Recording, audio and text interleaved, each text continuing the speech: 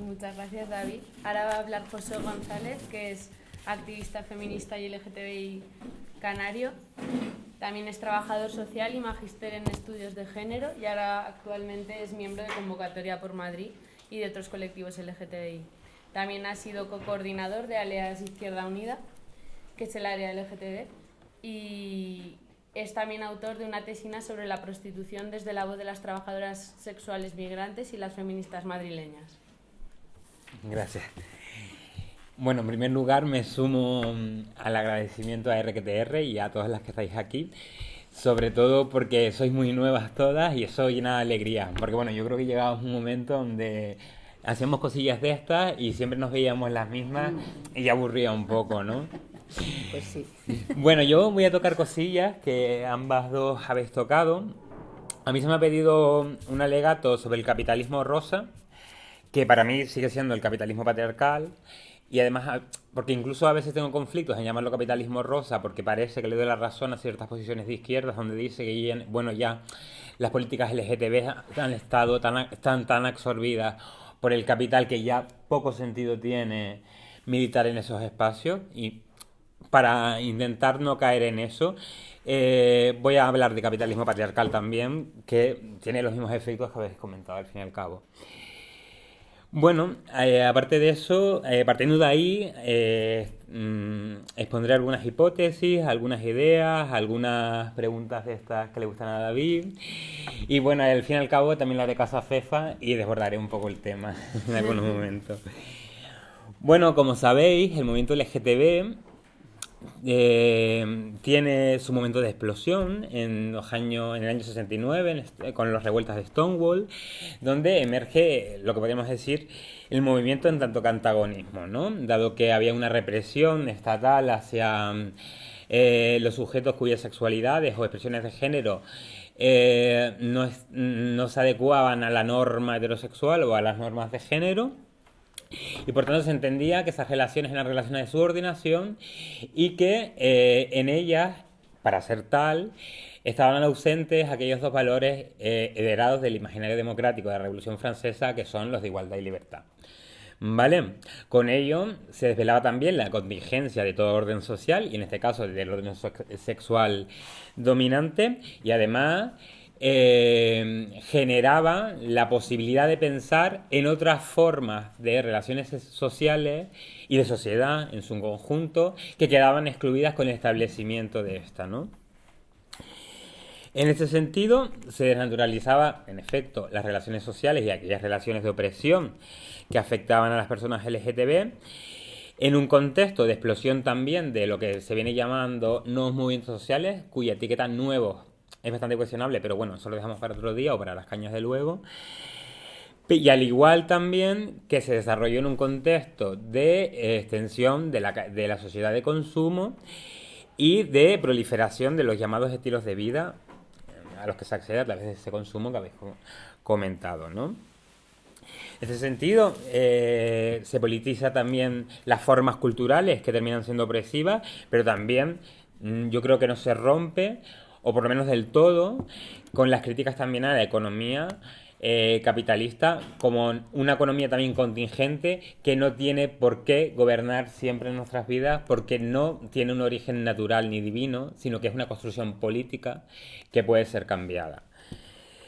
Esta conexión entre sexualidad y economía capitalista, de forma meditada, no, ahora no lo sé, pero bueno, sí que tuvo su materialización en las prácticas políticas en la lucha contra contra la pandemia del SIDA en los años 80 y 90 en los Estados Unidos, donde bueno, se veía claramente cómo existían unos núcleos de poder que estaban arriba, llamados farmacéuticas y llamados gobiernos neoliberales americanos, y unas capas populares que precisamente sufrían ese tipo de políticas que solo beneficiaban a esos pocos, ¿no? Bueno, esa crítica a la economía o esa intersección, esa conexión entre economía y sexualidad no se ha mantenido hasta entonces, o por lo menos en la parte más visible del movimiento LGTB, pero también del movimiento feminista. Y estos días no, hace unas semanillas me encontré un texto de Nancy Fraser, cuyo título es de cómo cierto feminismo se convirtió en siervo del neoliberalismo y cómo remediarlo, ¿no? Y creo que este texto sirve muy bien para el movimiento LGTB. Nancy Fraser, yo creo que es una persona como feminista muy preocupada por la construcción de un mundo y de una sociedad ya no más o menos justa, sino justa, porque el que tenemos es injusto, literalmente. Y claro, evidentemente si hay un matrimonio con un sistema cuya raíz es la producción cuyo motor es la producción de exclusión, pues evidentemente hay cierta incompatibilidad ahí, ¿no? O por lo menos para mantener esos principios emancipadores de los que el feminismo en un momento se alimentó, que son los de igualdad y libertad, ¿no? Este matrimonio entre liberalismo y feminismo hace que las políticas identitarias, como respuesta también al reduccionismo economicista todavía vigente en ciertas partes de la izquierda, hace que, bueno, que la política identitaria sea solo identitaria y se desconecte de sus cuestiones como más materiales, más económicas. Y por otra parte, que se comulgue con esa ideología ahora también presente aquí y ahora, que es la ideología de la meritocracia, que lo hemos visto con las discusiones acerca de las becas, de quién las merece, de quién no, de la nota media, etcétera, ¿no? Y que la vemos también cuando se alaba aquellas escasas mujeres que llegan a posiciones de empresarias o aquellos escasos gays que llegan a posiciones de empresarios, ¿no? Y además, cuando se hacen esos halagos a esas posiciones sociales, se entienden o se nos pinta como que ha sido gracias al mérito y que el resto, por tanto, somos unas fracasadas. Que debe ser que hemos nacido tontas también, que no podemos llegar a esas posiciones de poder, cuando en realidad esas posiciones de poder se obtienen porque otras no lo pueden tener, no las pueden ocupar. Dicho esto, por un lado la desconexión de lo identitario con lo económico, como respuesta también a otro fallo mucho mayor del sector de la izquierda, que relegaba a cuestiones meramente culturales las cuestiones LGTB y feministas, y por otra parte la ideología neoliberal de la competitividad, el individualismo, la meritocracia. Todos estos dos aspectos y muchos más forman la nueva hegemonía neoliberal, el nuevo sentido común que nos hace construir y percibir a su vez la realidad de una forma y no de otra. Integra, en efecto, cuestiones feministas y cuestiones LGTB, no para los fines originales, sino para otros totalmente distintos. Pero bueno, todo tiene sus crisis y este sentido común también está en crisis. Y bueno, aquí me traigo el dicho de no hay mal que por bien no venga, porque sí que hay crisis, también hay oportunidad de cambio, ¿vale? Y espero que este debate y estas cosillas que estemos aquí comentando pues sirvan precisamente eso, para pensar qué posibilidades de cambio hay para construir una vida que merezca la pena ser vivida para todas y todos, ¿no? Centrándonos en el contexto actual, aquí en España y en Europa y en la Comunidad de Madrid, creo que asistimos a un austericidio que bien se puede llevar el rótulo de algo que llamó David Harvey llamado acumulación por desposesión, que quiere decir que los de arriba, una vez más, para generar aún más beneficio propio, particular, pues roban a las mayorías sociales todos aquellos recursos que en su momento, a través de las luchas sociales, fueron adquiridos, es decir, servicios públicos, derechos laborales, terminando en una desregulación y en una privatización o reprivatización de las necesidades sociales, ¿no? Todo esto también sustentado por un Estado represor cuya represión tiene forma de ley. Y no hay mejor ejemplo que la ley Mordaza, ¿no? Que es una ley que se crea justamente en un momento de conflictividad social para criminalizar a todo aquel que pusiera en cuestión lo que ellos llaman democracia, pero que no lo es desde el momento en el que pierde algo que la hace ser tal, desde mi punto de vista, que es precisamente el conflicto, ¿no? Para mí democracia en determinados momentos es sinónimo de antagonismo, ¿no? Porque precisamente la democracia se ha ampliado precisamente a las luchas antagonistas de los movimientos sociales. Es indudable. Este contexto donde la política es de acumulación por disposición va generando la proliferación de demandas insatisfechas de diferentes colectivos sociales, ¿no? Estas demandas, la proliferación de estas demandas y por tanto de identidades ha sido criticada a veces por algunos autores de izquierda como Zizek como demandas perversas, incluso cómplices del neoliberalismo, ya que muchas veces intentan satisfacerse por sí mismas en desconexión con otros sujetos sociales y por tanto frenando el cambio social que se podía producir con una articulación y con el resultado de una nueva mayoría que hiciera frente a ese status quo. Pero bueno, yo creo que ha habido ejemplos de ello y fue en 2011 el sujeto del 15M, ¿no? Que sí que puso en cuestión ese sentido común neoliberal que llevábamos arrastrando de hace muchos años y señaló quiénes eran los culpables del sufrimiento de las mayorías sociales. Aquí me pregunto, al igual que el 15M lo hizo, dejando a un lado que en el 15M también hay sus sectores transmaricabollos muy potentes, sectores feministas que también merecen su reconocimiento. Pero el movimiento LGTB, antes del 15M, por ejemplo, aquí en España, de los 90 en adelante, quitando la radical gay y la LSD, ha puesto en cuestión este sistema productor de desigualdades y de injusticias como es el sistema capitalismo, cristalizado también en un sistema de gobierno cuyo síntoma de tal es la corrupción sistémica, ¿no?, que vivimos. La respuesta a esta situación y a este escenario de demandas insatisfechas, ¿se da solo desde los movimientos sociales o se da desde los partidos? Actualmente se da más por un lado o por otro. ¿Es posible la conexión entre ambos? Y especificando que esa conexión no tiene por qué ser armoniosa, sin ser antagonista. Y por otro lado, no es síntoma de que el movimiento LGTB aún todavía no entiende muy bien qué estamos viviendo cuando, por ejemplo,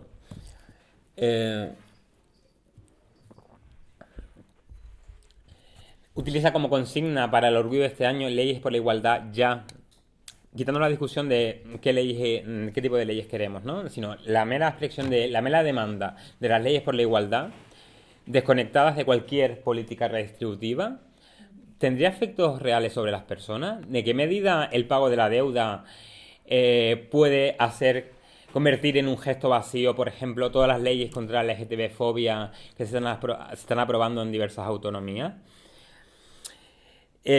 Cuando intento recuperar esta cuestión económica, no se trata nunca en ningún momento de un intento de volver a la primacía de lo económico, de ese reduccionismo economicista que ha sido un lastre para mí, desde mi punto de vista, para la política progresista.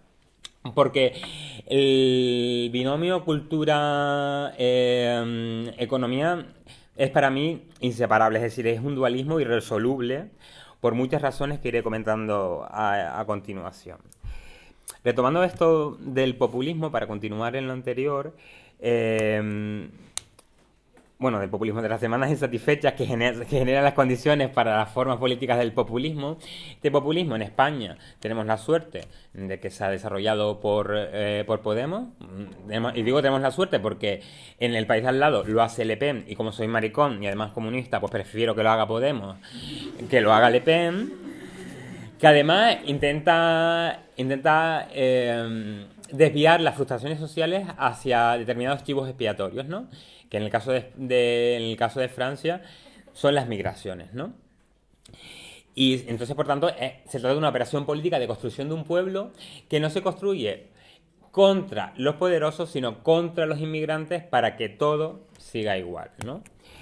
En determinados momentos también se puede construir no solo contra los inmigrantes, sino también contra las personas LGTB, pero también el mismo populismo de extrema derecha puede utilizar las políticas LGTB precisamente con fines xenófobos. Y es el caso de determinadas posiciones políticas en Europa, pero aquí en España lo ilustra muy bien bueno, que es un fenómeno marginal al fin y al cabo, pero que sirve de ejemplo. La campaña de Vox, donde decía que bueno, que Podemos iba a permitir la entrada del Islam en Andalucía y que se iban a terminar tirando maricones desde el campanario. Es decir, esa utilización xenófoba de la política LGTB que se engloba bajo el homonacionalismo, también es interesante tenerla en cuenta en estos tiempos, ¿no?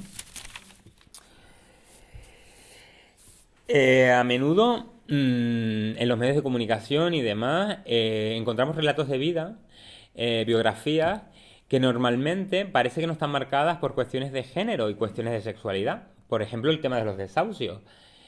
Es un tema que ocupa mucho la centralidad de los más media, pero sin embargo se oculta una cuestión muy importante y que estructura desigualdades, que es la cuestión de género. Y en términos, desde una perspectiva cuantitativa, es innegable que la mayoría de desahucios se le realizan a mujeres, y muchas de ellas en situaciones de precariedad muy importantes, ¿no? Y de pobreza muy importantes. Dicho esto, en el caso de las personas LGTB, que nunca aparecemos en los medios de comunicación como heridas por esas políticas neoliberales, ¿qué significado tiene? Es decir, ¿de verdad nos creemos que... Lo pregunto, a lo mejor es una pregunta absurda, pero quiero sacarla. ¿Que somos privilegiados? ¿O que se entiende que hay sectores privilegiados y que de esos sectores privilegiados se coge una parte por el todo y se sobrerepresentan los medios de comunicación, dando la imagen o generando la idea de que la comunidad LGTB, bueno, pues es una comunidad que ya necesita manifestarse para que haya un orgullo, sí, ya puede acceder a Chueca, puede casarse, etcétera, etcétera, cuando en realidad se simplifica en la vida de unas minorías, ¿no? Y que normalmente están marcadas por lo gay, ¿no? Dicho esto, esto no es contestado nunca o ni siquiera reflexionado por parte del movimiento LGTB como más hegemónico. Pero a veces me da la sensación también de que los movimientos más queer, situados en la izquierda, transformadora y tal, no la izquierda de partido, sino más bien la izquierda pues social, no creo que no se acaban de creer del todo la forma de articular la cuestión de la clase y del género, ¿no? O de la clase y de la sexualidad, o de la clase y la etnia. Tiendo a pensar eso a veces porque creo que todavía estamos ancladas en ciertas posiciones de izquierda del activismo LGTB, en el miedo, en la fobia a la construcción de mayorías sociales, y que muchas veces terminamos cayendo en un narcisismo militante que no nos permite conectar con otras personas que no necesariamente se han leído a Butler, pero que sufren y mantienen precariedades comunes, ¿vale? Dicho esto, yo sostengo la tesis de que lo material y lo económico y lo sexual no se puede separar, y el ejemplo de ello es pueden ser las tasas de pobreza que se dan entre mujeres lesbianas mayores. Por ejemplo, si ya las mujeres son las que mantienen relaciones heterosexuales, quedan muy empobrecidas por la dinámica del sistema de pensiones al que accedes a través del empleo asalariado, y los empleos que realizan las mujeres no son considerados como tal, para empezar.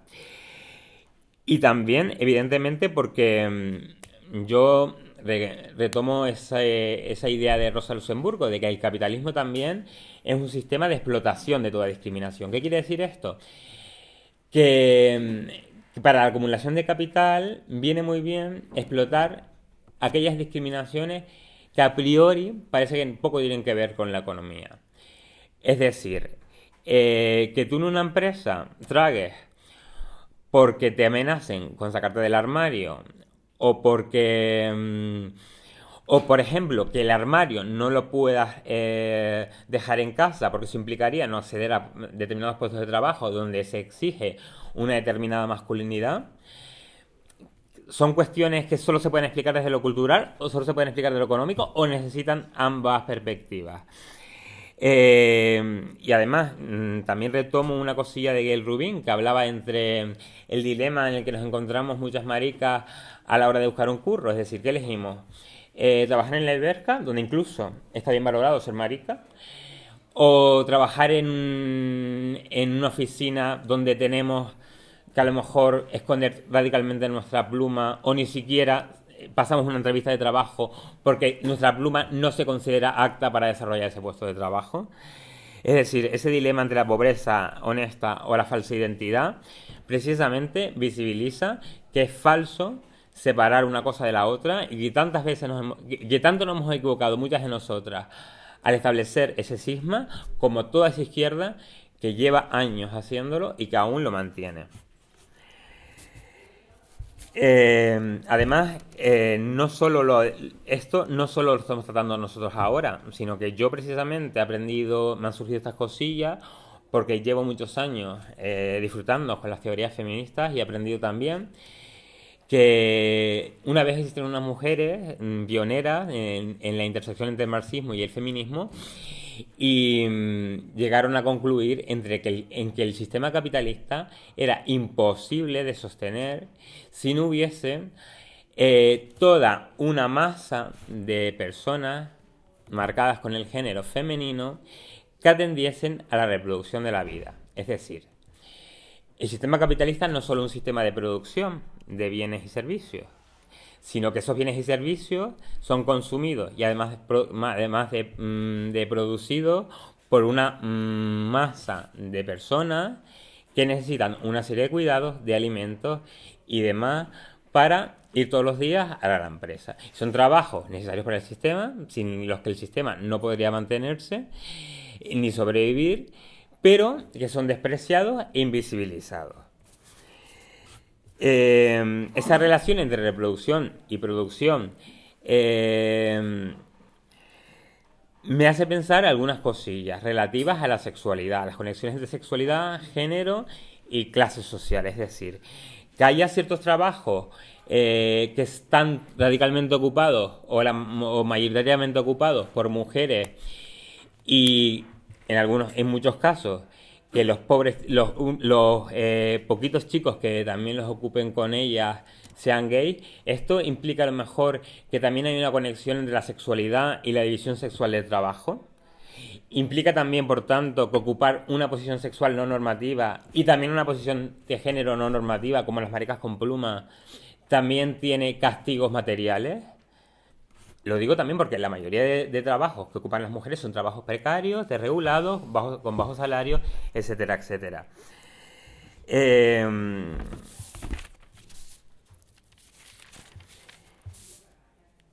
El austericidio del que hemos ido hablando es posible también porque el Estado y el sistema externaliza a las familias todos aquellos servicios sobre los que ha recortado. Por ejemplo, cuando se recortan hospitales, se recorta porque se sabe que hay unas manos que cada vez son menos invisibles, que mueven el mundo y que además van a atender a esas personas que antes eran objeto de responsabilidad compartida al ser tratadas en servicios públicos, ¿no? Esto deviene en una nueva política sexual que combina, por un lado, la libertad sexual entendida en términos neoliberales, y por otro lado políticas conservadoras. No hay una ruptura radical entre una cosa y otra, no lo entiendo así.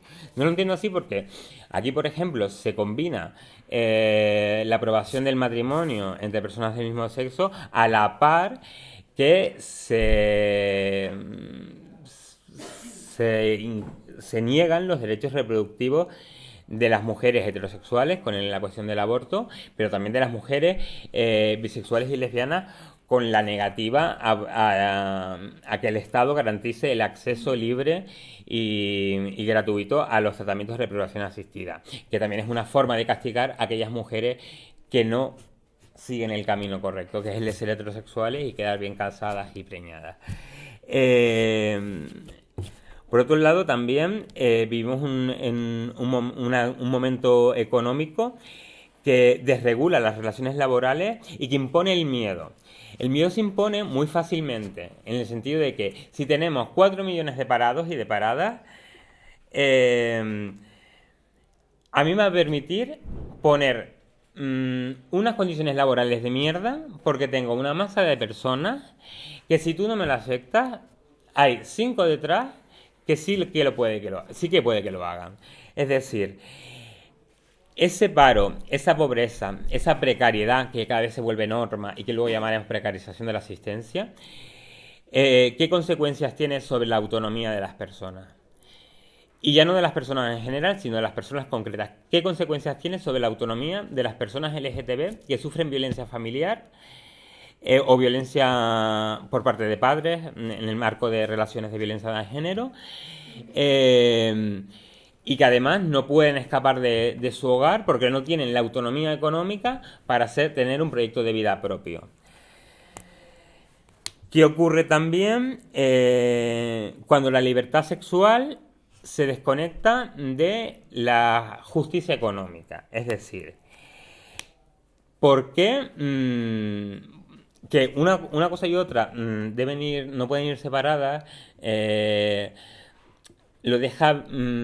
puede ver bien claro con las estadísticas de los años 80, 90, cuando se aprobó el aborto, cómo se dispararon las solicitudes de tal. Eso significa, además, que esta ley se aprobaba en un contexto donde había cierto incremento de la incorporación de las mujeres al mercado de trabajo asalariado y, por tanto, se obtenía mayor autonomía relativa, ¿no? Mayor autonomía económica. O qué consecuencias tiene sobre las personas con VIH o que trabajan en la industria del sexo la cuestión de la precariedad económica. Es decir, yo creo que, por ejemplo, hay menor capacidad de negociación entre un cliente y una trabajadora del sexo cuando la pobreza de la trabajadora del sexo directamente es extrema. Y, por ejemplo, me gustaría también que pensáramos qué consecuencias podría tener sobre esta realidad una política que se está poniendo muy de moda en la izquierda, y es la política de la renta básica. En la medida en la que tú tienes garantizadas tus condiciones materiales de existencia, no es tan fácil que la negociación se dé en los términos antes comentados, ¿no? Por otro lado, estamos hablando aquí a nivel como muy de España, pero a nivel global también se ha desarrollado en el marco del neoliberalismo una política sexual que se traduce, por ejemplo, en el turismo sexual para gays, ¿no? Y aquí marco también que es también un servicio que excluye a mujeres lesbianas, a mujeres trans y también a un determinado sector de los gays que no cumplen con esto que hemos venido llamando homonormatividad, es decir, que no cumplen con ese canon masculino del gay aceptable y que además provoca una plumofobia que la vemos todos los días en las aplicaciones estas del Grindr, donde parece que lo que se está exigiendo es follar con un hetero, así de claro, ¿no? Porque además la pluma es algo que recuerda que no eres de los que siguen la norma, ¿no? Y aquí, por tanto, mejor ni lo erotizo ni me acerco a ello. Esta normatividad también se da en el marco de lo que las compañeras comentaban antes, de la construcción de una ciudadanía de consumo, donde la respetabilidad se obtiene a través del pago de determinados productos que te dan identidad y que además produce un modelo de cuerpo normativo que impide que determinadas personas puedan encontrarse con el relativo bienestar en determinados espacios, porque se entiende que esos espacios no son suyos, aunque al final los acabemos ocupando, pero de entrada se entiende que deberían estar fuera, dividiendo qué cuerpos pueden ser deseables y qué cuerpos no pueden ser deseables. Por último, para ir concluyendo y que se abra el debate, cuando se habla de despolitización del orgullo, a mí me da cierta desconfianza de la precisión del término. Porque hay una cosa que dice el filósofo esloveno Slavoj Žižek sobre la despolitización, que no hay mejor politización que la que se presenta como despolitización. Claro que hay una politización del orgullo, pero es una politización neoliberal que, por ejemplo, impide recuperar alianzas muy potentes, como por ejemplo son las alianzas en las alianzas sindicales con los sectores LGTB, por ejemplo en Londres, donde hace una semana los sindicatos más próximos a los sectores de la minería y demás pedían su hueco, un poco también, yo creo que tomando como excusa el efecto que ha generado la película Pride, ¿no? Y los organizadores de Orgullo han dicho, no, los huecos en la manifestación son para Barclays y determinadas empresas multinacionales que yo creo que poco han hecho por nuestro bienestar social. O el tema del World Pride, que últimamente, el de 2017, que últimamente se ha venido justificando como una necesidad para mostrar un ejemplo de igualdad a los países de al lado, los países orientales, que no tienen ni puta idea de cómo establecer otro tipo de relaciones sociales. Por último, hay una cosa que ha quedado muy clara y es que hay una cosa común ahora mismo que sufrimos todas y es la precarización y la inseguridad en nuestras vidas, ¿no? Pero eso tiene un aspecto negativo, el sufrimiento que vivimos cada día, esa inseguridad de saber si mañana voy a poder trabajar o voy a poder comer o voy a poder salir de mi casa y follar con libertad en un piso donde no tenga mi padre, donde no tenga que recibir las amenazas de mi padre. Pero también tiene su potencial político, porque también visibiliza algo que es común al ser humano, que es ontológico, y es la precariedad que nos conforma como personas. La precariedad que nos muestra un cuerpo que puede ser dañado, que puede ser estropeado y que necesita cuidados desde el nacimiento. Es decir, un bebé, vale, recuerdo poner este ejemplo, un bebé no sobrevive si no es entregado a los otros. Y en esa entrega hay un vínculo no elegido del cual se puede hacer una reflexión ética. Y es decir, frente al individualismo imperante del penúltimo contra el último, creo que tenemos el deber de desarrollar no solo políticas alternativas, sino una ética alternativa que ponga en el centro nuestra vulnerabilidad como personas, que merece ser cuidadas además, y que además tenemos el deber de cuidar también, no solo es un deber reducido a un sector de la población que además explotamos y menospreciamos constantemente, sino que además implica un compromiso militante con todas aquellas injusticias que se dan hoy en día, porque esas injusticias que sufren esos otros no están separadas de mi vida y de mis posiciones políticas y mis posiciones en el mundo. No están tan radicalmente separadas como se nos hace creer. Y por último, esto de aquí se concluye que una de las cuestiones del debate, una de las grandes preguntas del debate es ¿qué necesitamos para que todas podamos vivir una vida que merezca la pena ser vivida? ¿Qué medios materiales y qué sistema, qué tipo de relaciones podemos construir a partir de estas y teniendo en cuenta nuestra precariedad constitutiva para que todas podamos vivir con dignidad y además que eso que llamamos democracia tenga realmente sentido y contenido? Gracias.